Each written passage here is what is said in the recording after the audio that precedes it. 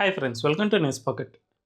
ప్రస్తుతం భారత్ అండ్ బంగ్లాదేశ్ మధ్య దౌత్యపరమైన సమస్యలు చాలా ఉత్పన్నమయ్యాయి. బంగ్లాదేశ్లో ఏకంగా మన భారతదేశంలోని ఈశాన్య రాష్ట్రాలను వేరు చేస్తామనే విధంగా తీవ్రమైన వార్నింగ్స్ మన దేశానికి వస్తున్నాయి. ఈ నేపథ్యంలో Russia for the first time react అయింది. బంగ్లాదేశ్లోని రష్యా రాయబారి తాజాగా దీనిపై స్పందిస్తూ మీరు 1971 వార్ను మీరు మర్చిపోయారేమో, రష్యా మాత్రం దీన్ని అస్సలు మర్చిపోలేదు. మీరు గనక తోక జాడిస్తే ఖచ్చితంగా మేము 1971 వార్ రిపీట్ అయినా కూడా ఆశ్చర్యపోకండి, ఎంతకైనా మేము తెగిస్తాము అనే విధంగా రష్యా తాజాగా బంగ్లాదేశ్కు ఒక కీలకమైన వార్నింగ్ ఇచ్చింది. అంతేకాకుండా ప్రస్తుతం బంగ్లాదేశ్లో ఇప్పుడు జరుగుతున్న నిరసనలన్నిటినీ కూడా మహమ్మద్ యూనస్ ప్రభుత్వం ఎంత త్వరగా వీలైతే అంత త్వరగా పూర్తిగా సమసిపోయేలా చేయాలి. లేకపోతే భవిష్యత్తులో బంగ్లాదేశ్కు సంబంధించిన రష్యా అండ్ బంగ్లా మధ్యలో ఉన్న ఆర్థికపరమైన ఇబ్బందులు మరింత ఎక్కువ అవుతాయి. తద్వారా బంగ్లాదేశే చివరికి నష్టపోతుంది అనే విధంగా ఢాకాలోని రష్యా రాయబారి స్ట్రాంగ్ వార్నింగ్ ఇచ్చారు. దీన్ని బట్టి చూసుకుంటే రష్యా ఇకపై నుంచి మన భారత్కు ఫుల్ సపోర్ట్ ఇస్తున్నట్టు, ఇక బంగ్లాదేశ్ ఏదైనా తోక జాడిస్తే ఇక మన భారత్తో పాటు ఆ దేశంపై యుద్ధానికి దిగిన ఆశ్చర్యపోనక్కర్లేదు. జనరల్గా ఏ రెండు దేశాల మధ్య తలదూర్చని రష్యా బంగ్లాదేశ్ విషయంలోనే ఎందుకు ఇలాంటి వ్యాఖ్యలు చేసింది, అది కూడా ఇంత స్ట్రాంగ్ వార్నింగ్ చేసింది అంటే దాని వెనుక అనేక కారణాలు ఉంటాయనే చెప్పుకోవచ్చు. ఆ కారణాలు ఏమిటి అనేది ఈ వీడియోలో తెలుసుకుందాం. అంతకంటే ముందు ఈ వీడియోను లాస్ట్ వరకు చూడండి. ఇందులోని కంటెంట్ కనుక మీకు నచ్చినట్లయితే ఖచ్చితంగా మా ఛానల్ను సబ్స్క్రైబ్ చేసుకుని బెల్ ఐకాన్ను క్లిక్ చేయడం అస్సలు మర్చిపోవద్దు. ఇక డీటెయిల్స్లోకి వెళ్తే, రష్యా బంగ్లాదేశ్ విషయంలో తాజాగా ఎందుకు ఇంత స్ట్రాంగ్గా స్పందించింది అనే విషయానికి వస్తే, నిజానికి జనరల్గా ఏ రెండు దేశాల మధ్య అయినా ఇలాంటి దౌత్యపరమైన చిక్కులు ఎదురైనప్పుడు కొన్ని దేశాలు సహజంగానే వ్యాఖ్యానాలు చేస్తూ ఉంటాయి. అమెరికా, చైనా ఇలాంటి దేశాలు చాలా ఎక్కువగా ఇలాంటి వాటిలో స్పందిస్తూ ఉంటాయి. అంతేకాకుండా ఈ దేశాలు పాకిస్తాన్ లాంటి దేశాలకు సపోర్ట్ ఇస్తూ మన భారతదేశానికి వ్యతిరేకంగా స్పందిస్తూ ఉంటాయి. అలాంటిది రష్యా మాత్రం అలా చేయలేదు.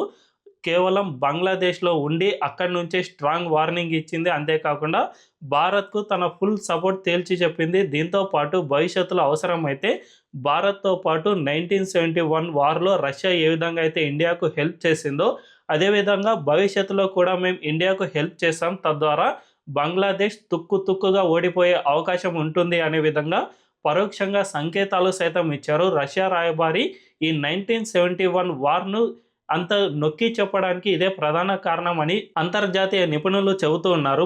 ముఖ్యంగా 1971 వార్ విషయానికి వస్తే, ఇప్పటి పాకిస్తాన్ అప్పటి తూర్పు పాకిస్తాన్గా ఉన్న బంగ్లాదేశ్పై పెద్ద ఎత్తున అరాచక పాలన కొనసాగించింది. అక్కడ పెద్ద ఎత్తున జెనోసైడ్ను నిర్వహించింది. చాలామంది అధికారులు లేదంటే బంగ్లాదేశ్ పీపుల్ను ఎక్కువగా చంపేస్తూ రావడం వల్ల ఇక బంగ్లాదేశ్లో మాకు స్వతంత్రం కావాలి అనే విధంగా వాళ్ళు పోరాటం చేశారు. ఆ పోరాటంలో మన భారతదేశం ఇన్వాల్వ్ అయింది. 1971లో మన ఇండియన్ ఆర్మీ అండ్ నేవీ అన్నీ కలిసి బంగ్లాదేశ్కు మద్దతుగా పాకిస్తాన్పై పెద్ద యుద్ధాన్ని చేసాయి. ఆ సమయంలో ఏకంగా 90,000 మంది పాకిస్తానీ సైనికులను మనం పట్టుకున్నాం. ఇది చరిత్రలో అతిపెద్దగా సైనికుల లొంగుబాటుగా ఇప్పటికీ కూడా చరిత్రలో మిగిలిపోయింది. ప్రపంచంలో ఏ దేశము కూడా ఇంత పెద్ద ఎత్తున సైనికులను లొంగుబాటు చేసుకోలేదు. అది మన ఇండియాకు మాత్రమే సాధ్యమైంది. అలాంటి పరిస్థితుల్లో రష్యా మనకు 1971 వార్లో చాలా పెద్ద ఎత్తున సపోర్ట్ చేసింది. మనకు ఆయుధాలను సప్లై చేయడమే కాకుండా మనకు ఐక్యరాజ్య సమితిలో వీటో పవర్ను ఉపయోగించి రష్యా భారతదేశానికి చాలాసార్లే హెల్ప్ చేసింది. ముఖ్యంగా అమెరికా పాకిస్తాన్కు సపోర్ట్ ఇస్తూ మన ఇండియాను కార్నర్ చేయాలని చూసింది. తద్వారా భారతదేశంపై ఆంక్షలు విధిద్దాం అనే ఉద్దేశంతో ఐక్యరాజ్య సమితిలో అనేక రిజల్యూషన్స్ను తీసుకువచ్చింది. అంతేకాకుండా పాకిస్తాన్లోని తూర్పు పాకిస్తాన్ కూడా భాగమే కాబట్టి ఆ దేశం యొక్క సార్వభౌమత్వానికే భారతదేశం పెను సవాల్గా మారుతోంది. కాబట్టి ఖచ్చితంగా భారత్పై ఆంక్షలు తీసుకురావాలి అనే విధంగా అమెరికా ప్రయత్నాలు చేసినా కూడా రష్యా మాత్రం దీనికి పూర్తిగా అడ్డు చెబుతూ తనకున్న వీటో పవర్ని ఉపయోగిస్తూ భారతదేశానికి హెల్ప్ చేసింది. కాబట్టి మన దేశంపై అప్పట్లో ఆంక్షలు అనేవి విధించకుండా రష్యా మనల్ని కాపాడుతూ వచ్చింది. ఈ విధంగా 1971 వార్లో రష్యా మనకు చాలా ఫుల్ సపోర్ట్ ఇచ్చేసింది. ఒకవైపు